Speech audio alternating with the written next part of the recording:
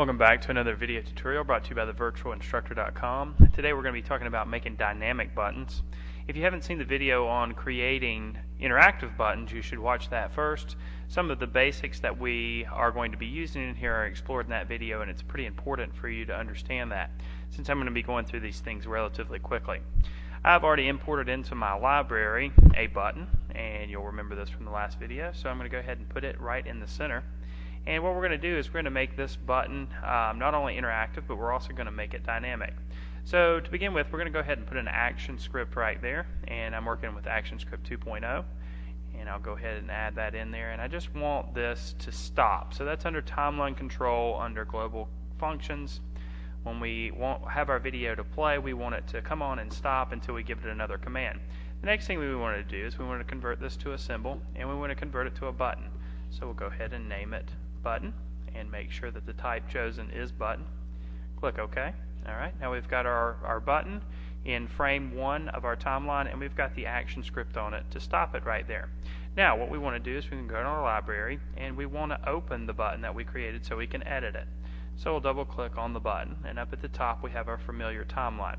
Now let's go ahead and fill in up, over, down, and hit. So I'm going to go ahead and right click in there and insert a blank keyframe in both the over and hit columns. We'll go back to the up column, and we'll right click here, and we want to copy this, and we want to paste it in both the over and the hit column. Okay? Now this is when we are going to start making this button a little bit more dynamic. What we want to happen is when we scroll over the button, we want the button to kind of look like it throbs, and you can use any type of animation that you want. This is something simple that I can show you relatively quickly.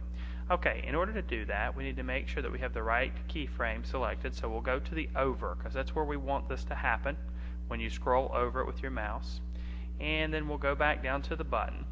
We'll right click on the button, and then we'll select convert to symbol. This time we want to convert it to a movie clip.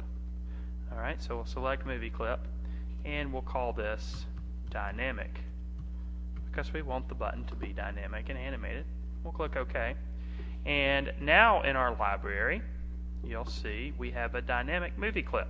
Alright, so we'll want to double click on that and isolate that. When we do that, our button's here, and we see that we have a traditional timeline up here at the top. And since I'm going to make this just kind of throb, what I'm going to do is just put a couple basic tweens in there. So I'll right click on frame number 5, and I'll insert a keyframe, and I'll go ahead to frame number 10, I'll insert another keyframe. On frame 5, we want this guy to get bigger, like it's throbbing, so we'll go ahead and make it bigger, just like that. Alright, now back in our timeline, we'll just right click in between those spaces, and we'll give it a little classic tween in between those. Okay, so now our button should throb when you roll over. So we'll go back to the scene, and we'll go ahead and export our movie and see what we have. And sure enough, when we go over the top of it, the button throbs. And you can create any type of interesting animation to have this happen, whatever you want. Now we need to go back and address our button, because right now when we try to click it, nothing happens. So we haven't given it the command to click. So let's go back to our library, and we'll find our button. There it is. We'll double click on it. Oh, excuse me. Let's go back to the traditional timeline. There we go. We need to right click right here, and we're going to select actions, and then global functions. And under global functions, movie clip control on, and then on release, we're going to go right here, and we'll add a script, another global function, timeline control, go to and play, and this time we want it to play frame number 2. Okay, so we have nothing on frame number 2, so we're going to go ahead and insert a new layer. We'll right click and insert a blank keyframe on frame number 2, and then we'll go ahead and we'll import a little animation to play. So we'll import video, we'll select that animation, there it is, embed FLV and SWF, there we go, next, finish, and there we go. Now we've got a command for the button. So when we export this, we've got the throbbing, and then when we click it, it'll play the movie. Okay, so that's good enough, but let's add some music to it. Let's add a little bit of sound.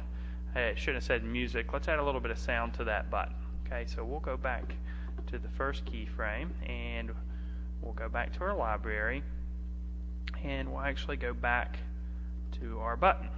Alright, and this is where we want the music to happen, when you go over the top when it starts throbbing. So we'll go to that keyframe over, because that's where we want our action to happen.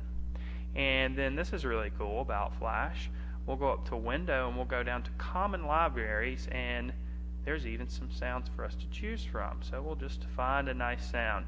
And I want a nice oohing, awing kind of sound when that throbs. So we'll find that under here. There's a bunch of different sounds that you can choose from. Where is that nice sound? There we go. Human crowd ooze. And to make that play, we're just going to click and drag it right into the middle of the stage. Okay? Now, if we export our movie, we can see what we've got.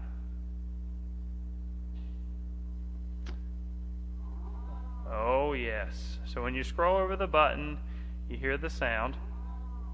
And then when you click it, it'll take you to wherever you want it to take you to, whether it's an image, whether it's an animation, whether it's an answer to a question, whatever. You're only limited by your creativity. So that does it pretty much for dynamic Flash buttons. Hope you've enjoyed this video tutorial brought to you by thevirtualinstructor.com.